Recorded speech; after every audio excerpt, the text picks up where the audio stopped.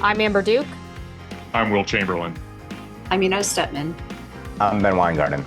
And this is NatCon Squad, where common good and common sense meet. NatCon Squad is produced by the Edmund Burke Foundation, the home for national conservatism. Subscribe now on Apple Podcasts, Stitcher, Spotify, YouTube, or wherever you get your podcasts.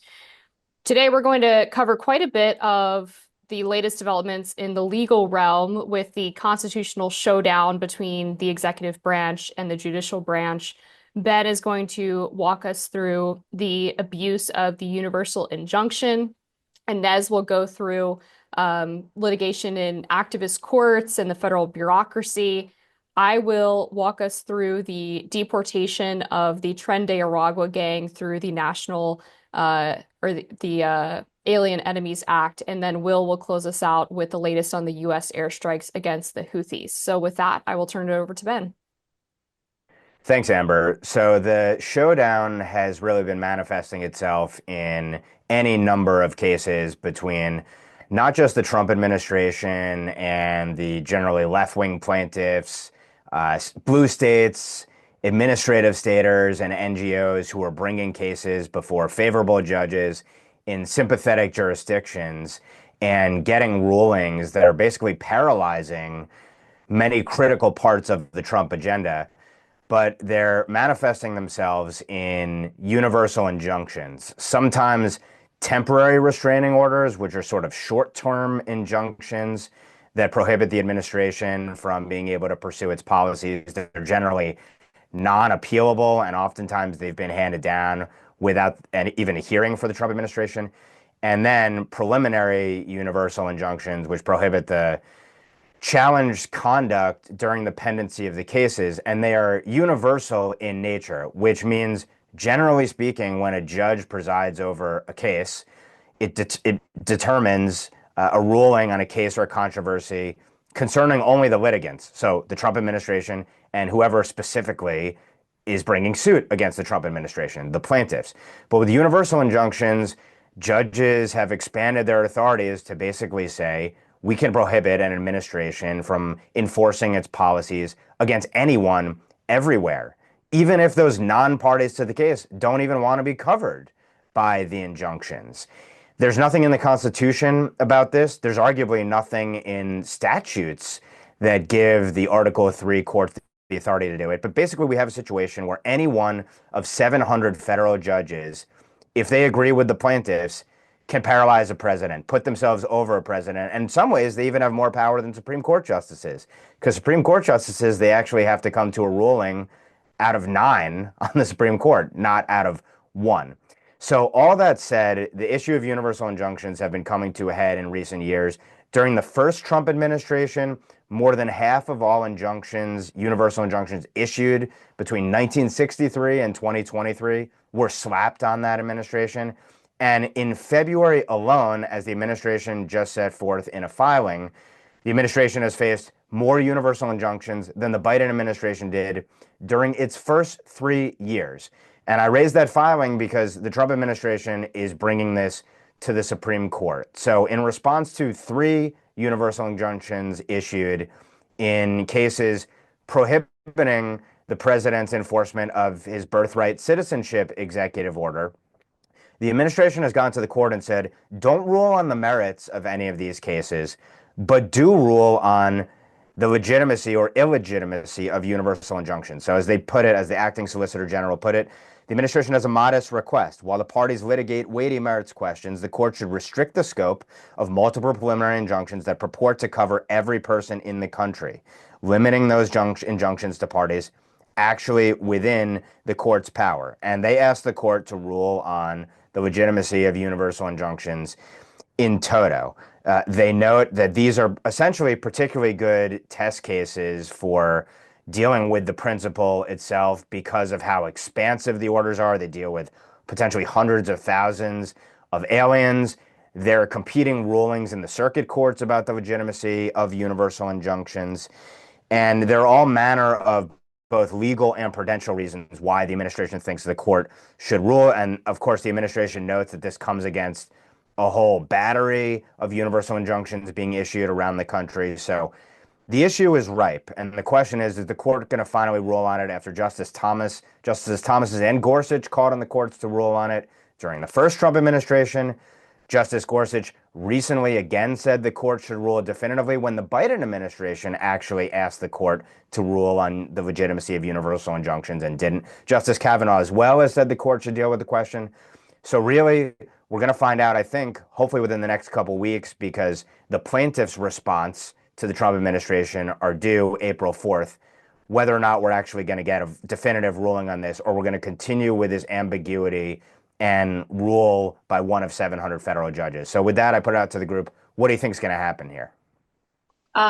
Well, so one of the background important sort of framework way of looking at this, in my opinion, is to stop thinking about the Constitution and the balance between the three branches as sort of this like technical sort of slotting of different powers, although of course that's also true, but to think about the three branches as it having independent legitimacy that free floats against each other.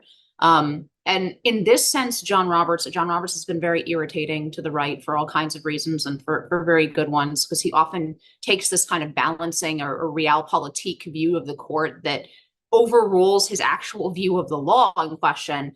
But in this sense, he is correct, right? Like that the legitimacy of the court depends on how much how legitimate people see the rulings, how sort of they evaluate the trustworthiness of the executive branch or of Congress against the court. And John Roberts is hyper aware of the legitimacy of the court hanging on that. It doesn't really have anything else that it's hanging on. Neither do the other two branches, right? So I think this is a really, really dangerous game. I mean, what else is new that the left is willing to use these kinds of powers, even in a very unwise way that really courts serious constitutional crisis? But yes, I think we desperately need a ruling from the Supreme Court on this, because there is no way that in each of these individual cases, the Supreme Court docket is only like 80 cases a year. The 9 justices of the Supreme Court cannot keep up with every district judge who wants to issue one of these injunctions in an activist way. And every time this happens, as the way that Ben framed it, right, you have a single judge wielding in some ways more power than the Supreme Court, and placing himself on policy above the president of the United States, who's elected. This is not something that people are going to tolerate for very long. It's not something that the Trump administration will tolerate forever. And I think the consequences are quite dangerous. So I definitely think the Supreme Court needs to step in here. I hope they will, actually, because again, one thing that we can say for John Roberts is he is very concerned about these kinds of questions. Sometimes and often he is way too concerned about the left, and he's not worried about losing the legitimacy of the courts on the right. I hope he understands now that there are sort of two ways in which the court can go down. It can try to cater too much to sort of a false political neutrality in the way that he has made in some of his decisions in the past. But it can also simply, lose the goodwill of the only part of the population that actually supports the institution of the court, which is the right. And it will lose that goodwill if essentially activist judges are able to make these kinds of rulings that stop public policy on a nationwide basis from, popular elected actors without even like a full consideration of the merits, right? This is just it's not a dynamic that is sustainable in my view. And I hope it's a dynamic that's curtailed by the court, because I think it's very important for the court's own legitimacy to do so. Yeah, I mean, I think there was a case I actually want to bring up on this point. It's a really important one. I don't even know if it qualifies as a case, but it's Schlesinger versus Holtzman. And it's an event that happened during the Vietnam War, where Justice Douglas decided on his own accord to hold a hearing and order the government to stop bombing Cambodia. Like, that happened. It got reversed very, very quickly. Within about 6 hours, the court as a whole had a phone call and was like, no, you're not going to do that. That's not a thing we're going to do. But the key thing to keep in mind here is the military simply ignored it. It was so obviously a violation of the separation of powers, so obviously an intrusion on Article 2 that the military is like, you're not going to tell us to stop bombing Cambodia, and we're not going to pay attention to you if you do. And there's an interesting point that People have talked about the administration defying a court order. It's like, well, first off, it's obviously not clear that they defied anything, especially in this Tren de Aragua case. But is it really defiance normally implies that like you have less power and the people you are defying have more power, and so it's unlawful. But in this situation, these are co-equal branches of government, and so is it defiance or simply disregard? Right? This is you don't have the authority to be doing this. You don't have the authority to be telling the president in chief how to be managing his war powers and how to be handling foreign affairs in this manner. Sorry, the end. And I think Roberts understands that. I do expect that this will come to an end in short order. I think Judge Boasberg is wildly out over his skis. I'm glad you brought up that case, Will, because there was a CNN interview yesterday with Stephen Miller, who is one of the policy advisors to the president. And we'll talk about this more in my segment on the Tren de Aragua deportations. But one of the questions he asked that anchor, who was sort of grilling him about whether or not the Trump administration was going to defy these judicial orders, was, does the president have an obligation to acquiesce to a judge who says they're not allowed to do certain troop movements abroad? Because that's really the question that we're getting into, is infringing on the executive power so severely that it becomes an obvious constitutional crisis that we're heading towards. And I think the Supreme Court absolutely has an obligation to weigh in here and really met out where that line is and not force the executive branch to defy something that is obviously unconstitutional or outside of the scope of the judiciary. And then just one final point on this before we go to Inez. There are currently 40 federal judicial nominations that are available to Trump. There are 40 vacancies. And we asked the administration yesterday in the White House press briefing when they were going to start filling those. This was obviously a hallmark of Trump's first term, was judicial nominees. And the administration did not have a timeline on that. They apparently do have a short list of names, which we're supposed to be getting shortly. But it was kind of concerning to me that there wasn't a more defined timeline and desire to fill those rapidly, considering the moment that we're in with all of these questions between the executive branch and the judicial branch. With that, we'll go to Inez, who is going to expand a bit more on some of these constitutional questions that are shaking out right now. Yeah, so I thought it would be worth doing an update on where some of the administration actions on personnel and within the executive branch, where a lot of the litigation that's following those actions is. Again, because this is kind of a subspecies of what we talked about in the last segment. There's definitely this element of the TROs, nationwide injunctions happening. There's questions of remedies where courts are using very extreme remedies, like reinstating federal employees who have been fired as opposed to offering them back pay, for example. So that's sort of a subspecies of what we've been talking about. But on the merits, I think this is another one of these questions, like the question of nationwide injunction, that is going to have to be resolved in some way in the Supreme Court during this term or in the next term, because there is a first order question here, which is how much power. We just talked about how much power the executive branch should have vis-a-vis a single district court judge. Well, the second question is how much power should the executive branch have over their own branch, right? Over the executive branch. How much power should the president have over who is allegedly working under him to faithfully execute the laws? And this is something, again, that the courts have started to aggressively interfere with in the last 2 months. So there are no fewer than 6 cases, at least that I'm following, on various removal of different officers, right? So removal of special counsel is one of them.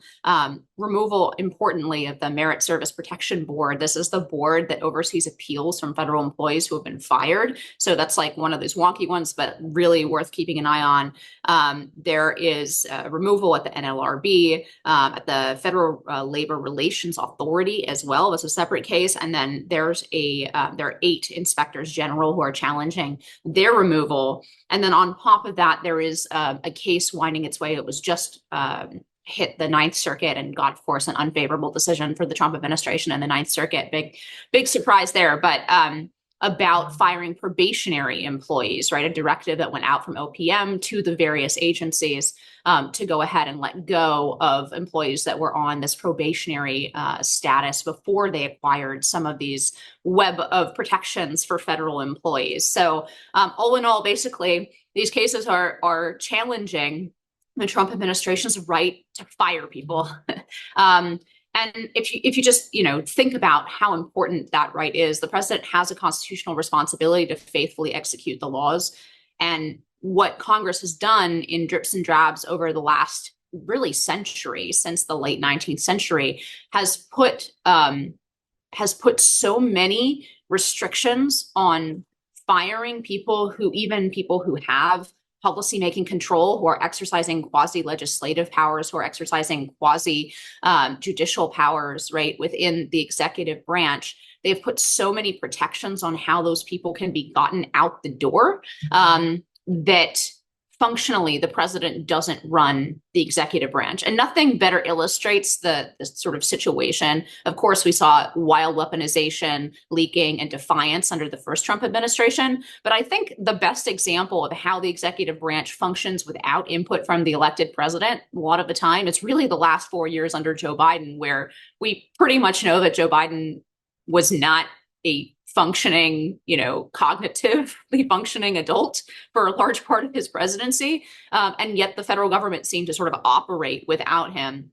I think there's no better example of how far we've gotten in terms of the executive agencies having independence, quote unquote, from the president. So all of these removal cases, I think, will be really important. There's a big precedent on the books, Humphrey's executor from the New Deal era, that the court has signaled recently in a couple of cases over like in 2020, 2021, 2022, that it is willing to reconsider. It has already been narrowed substantially. And the question here is, how much power does Congress have, or do the courts have, to tell the president who is and isn't working for him? And this is going to be, like, I think, a huge shift in the way that American governance operates. Either the Trump administration is going to prevail on some of these questions, and the Supreme Court is going to invalidate some of the protections that Congress has enacted over the years for various federal employees, or the court will essentially protect the bureaucracy at the expense of democracy, really. It is really that stark, because if these bureaucrats are not answerable to the president and not ultimately fireable by the president, they really don't answer to anyone, because it's not like they're really answering to Congress. They don't stand for election on their own, and they're exercising very substantial policymaking power, quasi-legislative power. So again, one of those very big separation of powers, non-delegation, right?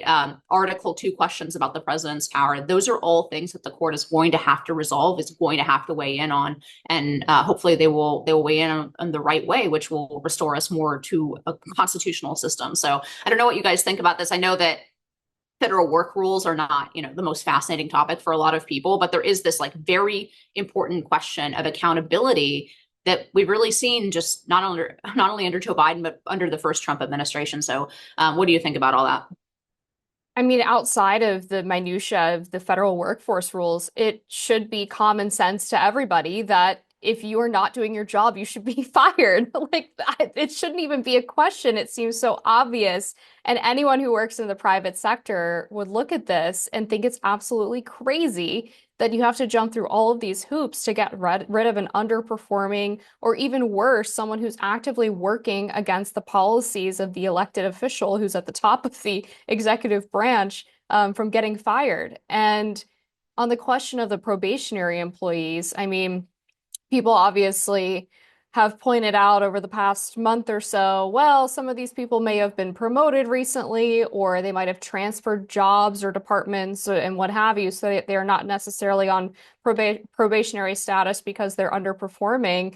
But one of the undermentioned things about probationary employees is that one of the tactics that previous administrations use to make sure that their political lackeys get to stay in the government, specifically the political appointees, is through a process called burrowing, where they reclassify political appointees as careers. And those people do have probationary status because their jobs have been reclassified. So one of the reasons why the Trump administration has specifically been targeting those employees is one, because yes, it includes a lot of underperforming employees, but two, because it presumably includes a lot of people that Joe Biden or the team around him, more precisely, wanted to keep in government so that they could actively hamstring the Trump administration by pretending to be career employees and bureaucrats when they really were political appointees of Joe Biden. Yeah. The really interesting thing about this is, I'm sorry, you'll need to edit this for a second. I had something I wanted to say and forgot. How about you go, Ben? I'll remember what I was going to say.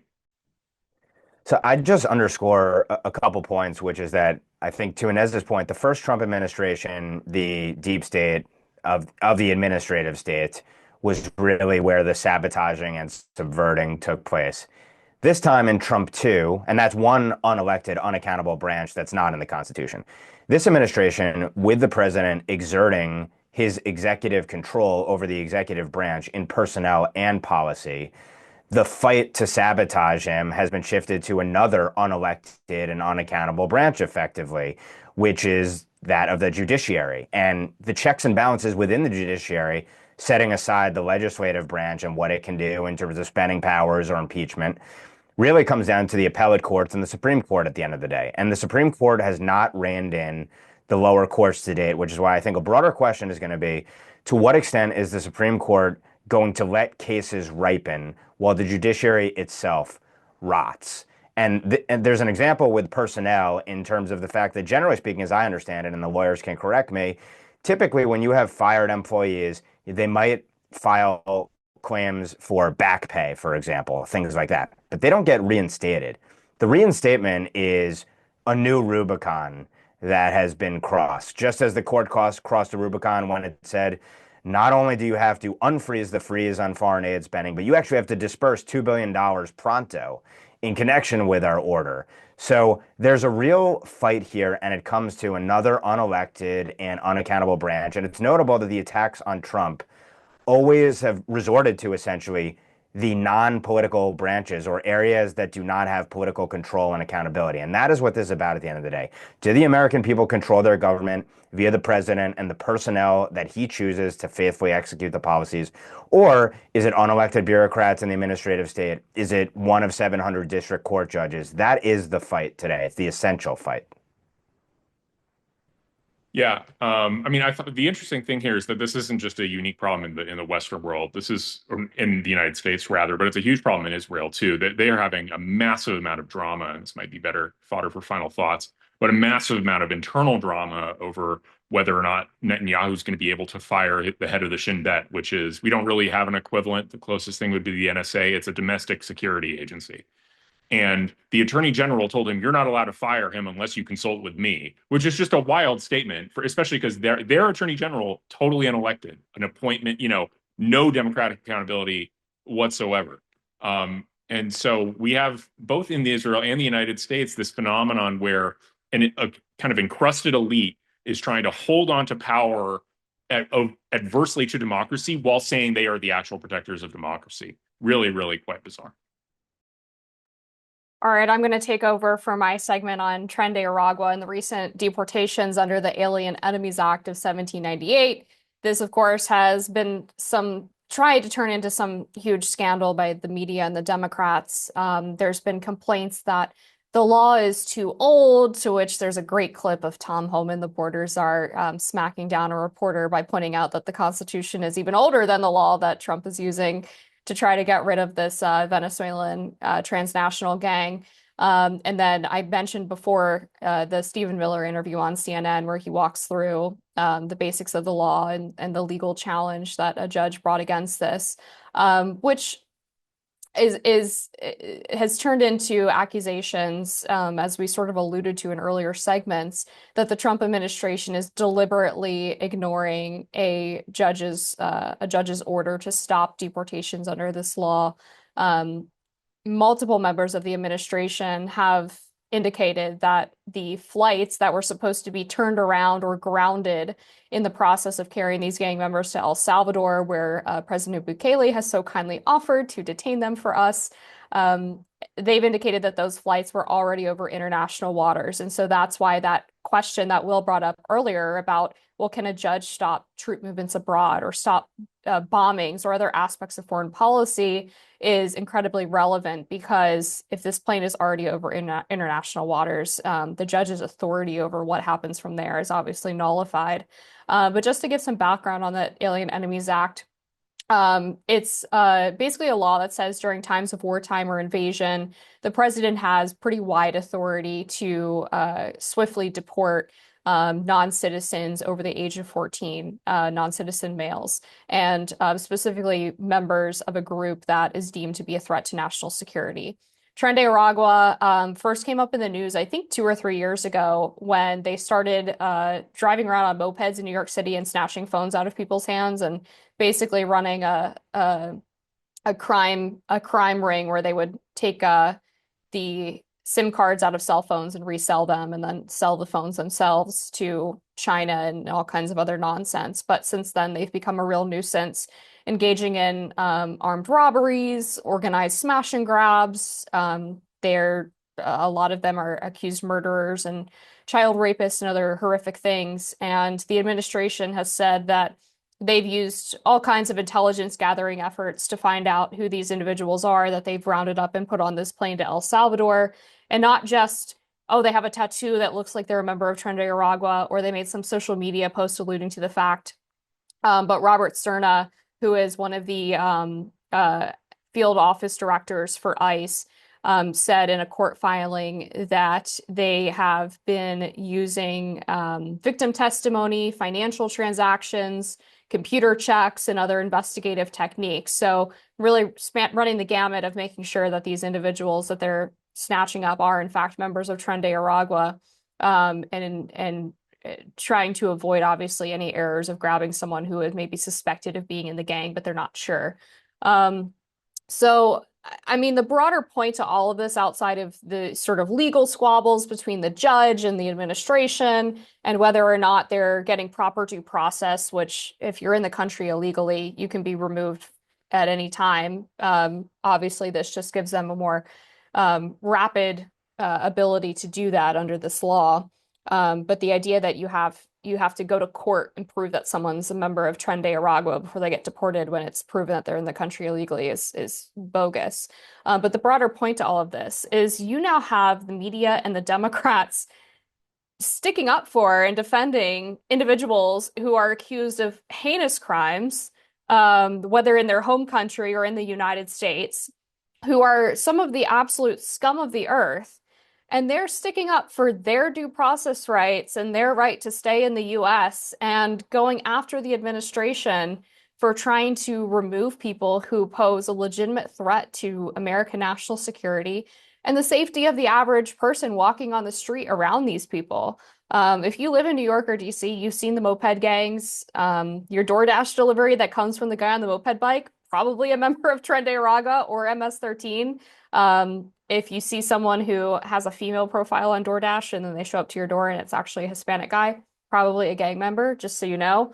But again, just the way that the administration has managed to get their enemies or their opponents to defend and stand on the side of some of the worst people on earth is truly incredible. And the left's ability to consistently take the 20% side of an 80-20 issue since really before the election, but especially since Trump was inaugurated, is just mind-boggling. But I'll let you all weigh in on any of those aspects, whether it's the legal fight, the sort of political strategy of this, or the premise of the law that's being used here. I'll jump in by noting that it's just absolutely asinine on its face that a single judge would be ordering an administration to turn back flights of terrorists and have them come back to U.S. soil, and demanding in granular detail to know, did they follow his oral command, as if he is the commander in chief? He's responsible for counterterrorism policy. In this particular case, by the way, another universal injunction worth noting. This case is supposed to involve 5 plaintiffs. The chief judge of the DC District Court, Judge Boasberg, originally ordered an injunction prohibiting essentially the use of this invocation of power to deport the 5 plaintiffs. And then he expanded it to everyone later that night. It's just absolutely asinine, the hubris of a judge so drunk on power to think that he should have these powers in a particular case. Then to demand these responses to questions from the administration. The administration responded to him the next day, and they called for not having a hearing where they needed to be brought to the mats and have to respond to these interrogatives basically handed to the judge from the ACLU in defense of protecting the purported rights that these terrorists should not have here. But what it illustrates, I think, I mean, it illustrates many things about the genuine constitutional crisis that we face today. But the DC District Court in particular has been sort of the fount of a disproportionate percentage of the mischief. And that's in part because some of the cases, naturally, it does make sense they would work through the DC District Court. Some of them were probably judge shop there. But the same thing with the foreign aid case in front of Judge Amir Ali, trying to force the administration to unfreeze the freeze on foreign aid and disperse $2 billion immediately. Again, not just to the plaintiffs in the cases. And there are other cases as well, some of the absurd lawsuits brought where this court has been essentially hamstringing and sabotaging the president. It's also worth noting Judge Boasberg was on the FISA court when some of the mischief happened against the Trump 1 administration with FISA abuse. He also, by the way, is a judge who has allowed the DOJ, the past DOJ, to prevent staffers on the Senate and House Intelligence Committees from finding out why their communications were secretly subpoenaed for 6 years, including during the time of Russiagate. So this judge has been involved in a whole slew of beyond dubious and questionable cases. He showed venom in January 6th defendant trials against Trump, or certainly Trump supporters. So something to look for is articles of impeachment, which are apparently forthcoming against him, and whether or not there's actually a serious clamoring for it, because most House members, I think, don't really want to go there, and they think it's about optics. But how else to hold these judges to account beyond them being smacked down by superior courts? Yeah, I can confirm that they were just filed, apparently, by Congressman Brandon Gill of Texas. I think they're totally justified. I think that, you know, there are some rulings that are so bad that they reveal that a guy should no longer be a judge. I mean, that you have to think about it that way, right? There are ruling. I mean, Justice Roberts put out a statement that said the normal course is to appeal. Well, obviously, the normal course is to appeal. The point is that we aren't in the normal course of things right now. The guy's trying to order planes to turn around from foreign countries containing foreign terrorists. No, you can't do that. And the fact that you think you could means you're unfit for the bench. Period. And stop. I think it's just clear to me that Justice Roberts and Justice Barrett don't quite understand the threat to the legitimacy of the court that's at stake here, because these issues are not, questions of domestic policy. They're not questions of the nature of the Commerce Clause. This is core Article 2 stuff. This is, and people are talking about the Alien Enemies Act. This is a statute that was passed right at the time of the founding. Nobody can question whether this is the court's Article 2 authority. The people who wrote the Constitution were like, obviously, the president just has, plenary authority to kick people out of the country like this. So I think I think we talked about this earlier, but there's a real risk here to the judiciary, because Yarvin, who's now on Twitter, had some interesting points that, if you're going to stake the idea of judicial supremacy on the right of these judges to keep members of Tren de Aragua in the country, or to force planes with Tren de Aragua terrorists on them to turn around, you're going to lose the notion of judicial supremacy. And once it becomes a habit, once it becomes a thing that it's like, oh, we actually don't have to pay attention to you, then maybe we stop paying attention to you on a bunch of other things too. So I think Roberts is missing the boat here. You put a stop to your judges acting like this. When your judges are out of pocket, it is not the time for judicial restraint on the part of his superiors. It's the time to put these people in their place. Yeah, I mean, look, judicial powers are supposed to be, serious and to have a lot of weight, but they're also very narrow. for a reason, and that is because they're not accountable, right? Directly by design. They're not supposed to be sort of agents of popular will, except in the most attenuated way. And we want the judiciary to be that, right? We want the judiciary to be able to make, say, a decision that a popular program is unconstitutional. We do want, at least I want, the judiciary to be able to do that. But they are spending. So the judiciary has political capital, just like the other two branches, despite it having that element of being sort of anti-democratic by nature, right? It still has legitimacy and political capital to spend, and spending that political capital, by issuing these absolutely ludicrous injunctions that it is dangerous for the judiciary overall. And I really hope that John Roberts sees that. On the specifics of this, right, there's a question of what process is due. And I think it is helpful to think about, right, whether, obviously, at least for me, I want everybody to be able to have a showing on the facts, right? I want somebody, the government says, this is an illegal alien, I want to deport this person, or he's a member of Tren or whatever, like, if I'm not that, I want to have a venue to be able to show, like, no, the government has made a mistake. This is not even the person that I am. Like, I am legally in the United States, for example. You do want a venue for people to be able to make a presentation on the facts in that way. But the venue for that is immigration courts. And so we talked about this with the sort of pro-Hamas foreign students who are either on student visa or even on green card, right? The venue for that of establishing the facts is through the immigration system, because you're not a citizen. You don't have the same baseline. You don't have the same process that is due an American citizen, where if the government wanted to throw an American citizen out of the country or throw an American citizen into jail, you don't have that same baseline if you are, legally a guest in the country, and certainly if you are illegally in the country to begin with.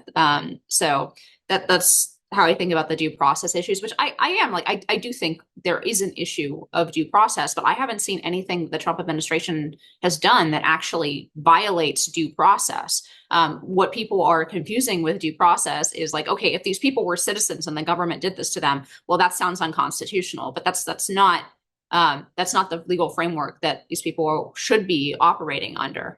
Otherwise, there's no difference between citizenship and being here illegally in the country. We're going to go to Will now, who's going to take us through the U.S. airstrikes on the Houthis. Yeah. Hold on one second. Edit. Yes. So the Houthis, we're striking them. A good thing, too. For almost a year, I think, or something more than that, since the Houthis decided to intervene on the side of Hamas in the Gaza-Israel war.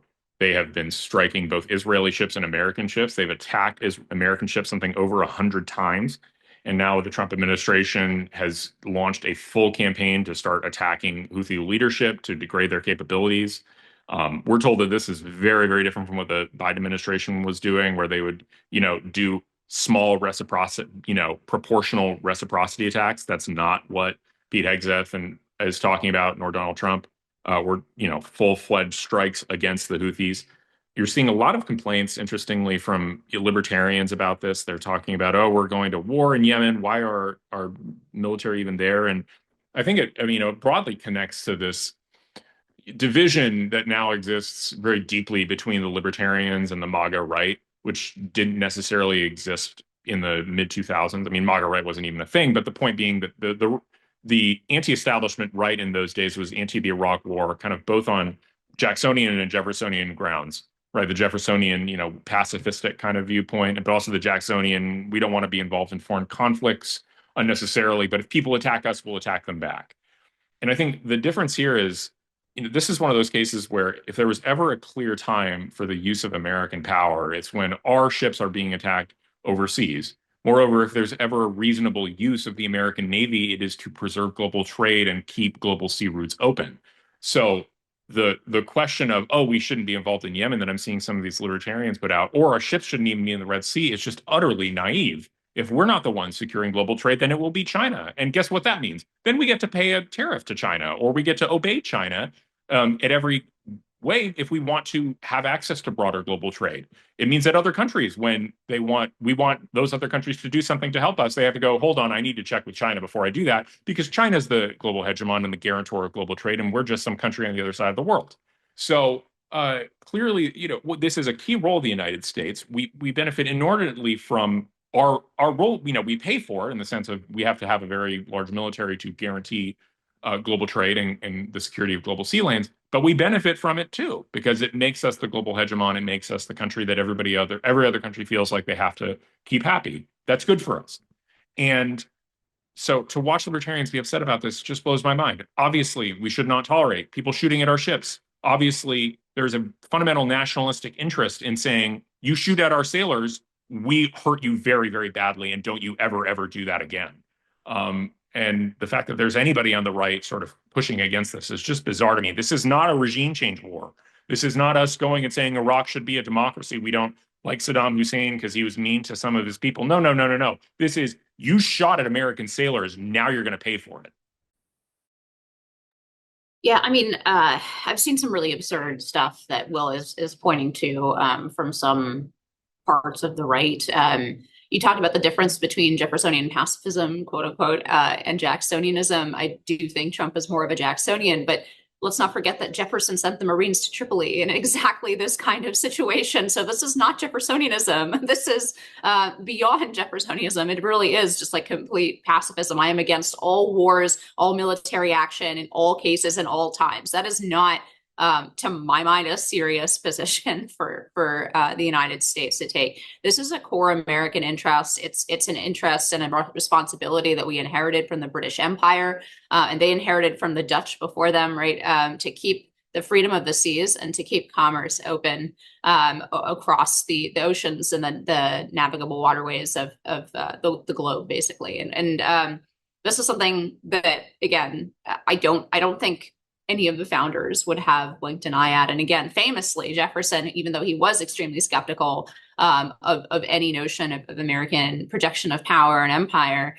even Jefferson saw that they couldn't allow essentially pirates to fire on American commerce, American ships, to impress American sailors. And what Will is pointing to is very real, right? Like it was only a matter of time before we started to see people either on American commercial shipping or on America's military vessels, get hurt and die. It's not to mention the amount of money that it takes to continually have these guys taking pot shots at you. So this is really clear cut to me. I find it kind of like, I'm in agreement with Will. I find it kind of absurd. Anybody who finds that this is sort of an inappropriate use of American military power, I would like them to explain to me what they think a core interest of the United States is that we ought to defend with military force, because this seems very, very basic to me. Oh, one more thing. Biden. So in Trump's truth about this, he says that the Biden administration did not take this very obvious action because they were afraid of casualties on the side of the Houthis who are shooting at us. That's just, wow. Which is absurd and insane. So I just wanted to note that. I don't, obviously we don't know exactly, that's Trump's characterization of the Biden administration, but if that's true, I mean, that's absurd. Well, I wouldn't be surprised, because a huge part of the Democratic base was defending the Houthis when they started launching missiles at our ships and rockets at our ships, and talking about how they were freedom fighters who were going to bat for the oppressed people of Palestine. So, yeah, I'm sure they were trying to protect their 20% base of crazy people heading into the election. But yeah, I probably am one of the more isolationist members of this podcast, but this seems like a no-brainer to me. The US has all kinds of arrangements with other countries to protect shipping lanes. And if people start messing with those shipping lanes, then it is well within our duty to respond with force if necessary. And what the Biden administration did, obviously, was a tit for tat kind of response to the Houthis, which is never going to disincentivize a group like that from continuing their attacks. And so it was, I think, far overdue for the United States to respond with a touch of escalation to show them that we mean business. On the history, to underscore it once more, Jefferson beefed up the Navy to take the fight to jihadists who were harassing our vessels. There's a perfect parallel here, obviously.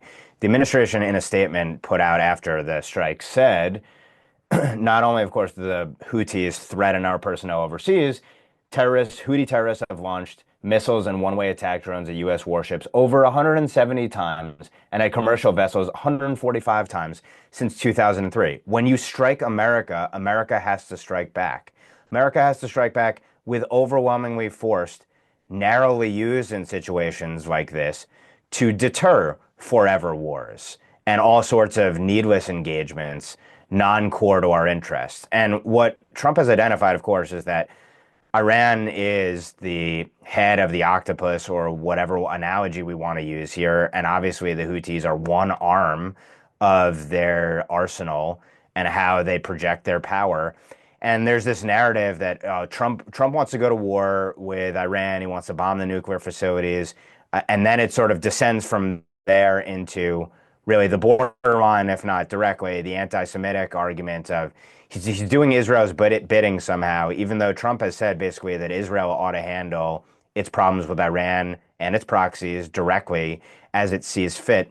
And of course, when we go back to the Abraham Accords and beyond, the whole point of the Trump administration policy was to get the U.S. out of the Middle East by bringing together allies and partners so that they could share the burden of defending the region and not only balancing out, but completely neutralizing ultimately and deterring Iran and all of these proxies. So it's a shame to see some of the asinine rhetoric, and in some cases, I would argue the rhetoric that sort of bleeds into bigotry, when here you have attacks on the U.S. by a force that the Biden administration de-designated as a terrorist group.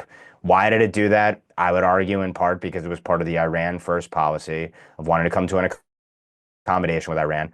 Trump has said he wants to negotiate with Iran, and of course, those negotiations would look a heck of a lot different from the Obama-Biden versions of it.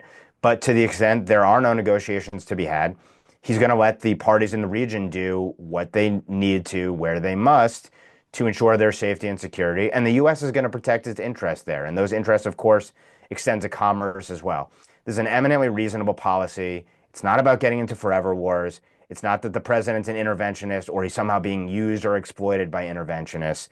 This is a clear case of a more than justified U.S. response to jihadist groups that should have been obliterated from the face of the earth years ago when they threatened our troops and our assets in the region and our commerce. And this administration is cleaning up the mess that was left it. With that, we're going to go to final thoughts, and I will allow Inez to take first crack. Yeah, I mean, just a quick one for me, really. You don't hate journalists enough. As the online meme goes, we are used to, dishonest media, dishonest headlines.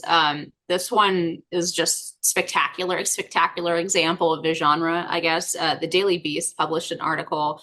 This is the headline, quote, "Don't tell Melania, Trump once offered rising MAGA star his bed." And the tweet they put out with it says, "The new revelations reveal how Trump reportedly offered a female congresswoman his bed as long as she kept it a secret from his wife." If you actually read the story in question, it is in fact about Congresswoman Anna Paulina Luna. She was 9 months pregnant and she was showing signs of preeclampsia, which is an extremely dangerous complication of pregnancy. Trump offered her his room and his bed to lie down and told her that there were doctors on board Air Force One who could attend to her if needed. Her husband was on the plane. And of course, actually, like if you actually click and read this story, it points out some of these facts about the fact that she was pregnant, and there was nothing salacious about this whatsoever. But if, like many people, you just read the headline, right, it would seem like they're implying that Trump is having affairs. Now, maybe he is, maybe he isn't, but this isn't an instance of it. It was just like an incredibly just a dishonest headline worth noting just because of the level of dishonesty, which of course, the Trump administration is used to, Donald Trump is used to, but I just thought it was worth pointing out as a particularly disgusting example of where our media goes. So Will, I think, alluded before to Justice Roberts talking about the importance of normal appellate procedure. And while we were recording this, to his point, there were articles of impeachment filed against Judge James Boasberg. President Trump himself went out there and said that he's a radical judge. He ought to be impeached. And Chief Justice Roberts has now spoken, and this is a direct quote, seemingly in response to articles of impeachment filed against several judges already in many of these anti-Trump cases and really anti-constitutional cases. Quote, for more than 2 centuries, it has been established that impeachment is not an appropriate response to disagreement concerning a judicial decision. The normal appellate review process exists for that purpose. So here we have the defender of the institutions par excellence, and he is basically showing, in my view, that he has no idea what time it is right now. He does not understand how fragile and perilous the situation is when you have rogue justices usurping the president's powers, arguably the powers of the legislative branch. And his response is to circle the wagons for the judges, essentially. When he talks about a normal appellate review process, of course, conservatives believe that you ought to appeal bad decisions. But the question is, when the judges overstep their bounds in so many cases, in venues across the country, to the point where a presidency is paralyzed, at what point does the cost outweigh the benefits of letting the normal appellate review process proceed when you have more universal injunctions issued in 1 month than against basically the entire Joe Biden presidency, against a person who during his first term, more than half of all universal injunctions ever issued were entered against that president. And the Chief Justice is going to sit there and say, normal course of business. And oh, by the way, he's going to make a political call effectively from the bench when he says not an appropriate response to a disagreement. Well, it's not his job to determine when impeachment is an appropriate response. It's the job of the legislative branch. The legislative branch, which is responsive to us because we vote for them.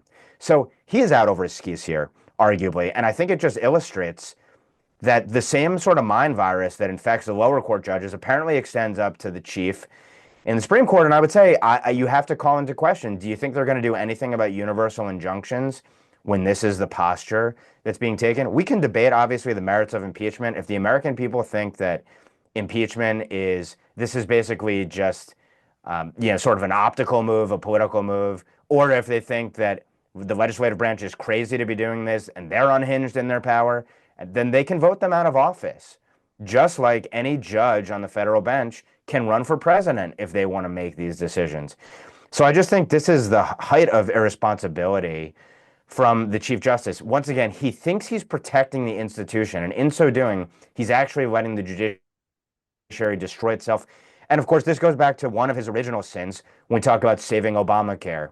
And that really set the course for, and I think foreshadowed, everything that we've seen from the Chief Justice. And I think we're headed towards a very perilous time here, not because of a lawless, overreaching president, but because of a judiciary branch that itself is rotting while it lets cases ripen. My final thoughts are on a story that came out last week, and Rolling Stone published a first-person account of this from the DOJ attorney in question. And this is about Liz Oyer, who was the director of pardons under Joe Biden at the Department of Justice. She claims that she was fired from the Trump administration for not going along with some unofficial plan, apparently, to restore Mel Gibson his right to own a firearm because he's a convicted felon, I guess. But she says that she was fired because she didn't want to go along with this, and that the DOJ was effectively bullying her out of her position. But if you go back and just do a quick perusal through this woman's work history, even separate from the fact that she was in charge of the Biden pardons, which included all kinds of heinous individuals who received commutations of their sentences or full pardons in the final weeks in office. But she's the type of person who believes in restorative justice and is obviously a very progressive individual who was a public defender and always errs on the side of criminals when it comes to the justice system. And someone like that obviously has a very diametrically opposed ideology to what the current administration is doing, specifically at the DOJ. So the idea that she was fired not for being completely antithetical to everything that the Trump DOJ believes in, but because of some squabble over Mel Gibson and a gun, just seems completely idiotic to me. And the fact that the media fell for this ruse that she's putting on as if she's some kind of victim, and running around complaining that she was unjustly fired is quite funny to me. So I just wanted to take a moment to sort of correct the record here. Yeah, my final thought is obviously not just the Houthis, but there's net war has restarted, or the ceasefire rather is completely over in Israel. We have, obviously Israel launched a bunch of rocket attacks in Gaza. Apparently, they've killed a number of senior figures in the Hamas on the political side, a number of their like administrators, and they're going to take the war to them, and I think good. Hopefully, they use as much force as necessary to clean up this mess and win the war, guys. So that's my only thought there. Well, with that, that's going to do it for NatCon Squad this week. On behalf of Will, Ben, and Inez, I'm Amber Duke, and we will see you next week at the next NatCon Squad.